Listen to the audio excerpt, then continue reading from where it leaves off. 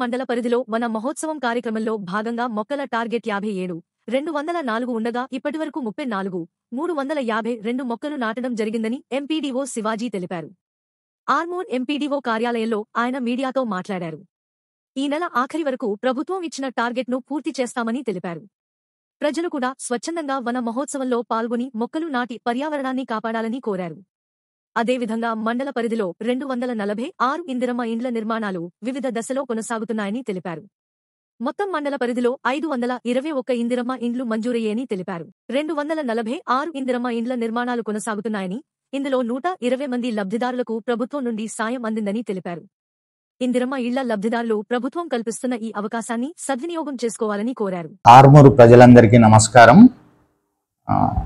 నేను శివాజీ, ఎంపీడీఓ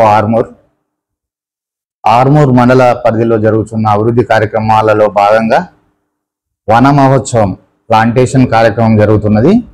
ఇందులో మండల్ టార్గెట్ వచ్చి 57,204.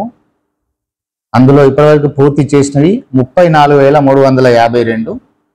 మిగిలినవి కూడా ఈ నెలాఖరు వరకు పూర్తి చేస్తాము. ఇందులో అందరూ కూడా ఈ వన మహోత్సవము మానవాళి మనుగడకు అవసరమైన కార్యక్రమం కాబట్టి ప్రజలందరూ, యూత్, స్వచ్ఛంద సంస్థలు భాగస్వాములై ఈ కార్యక్రమాన్ని విజయవంతం చేయాలని కోరుతున్నాము.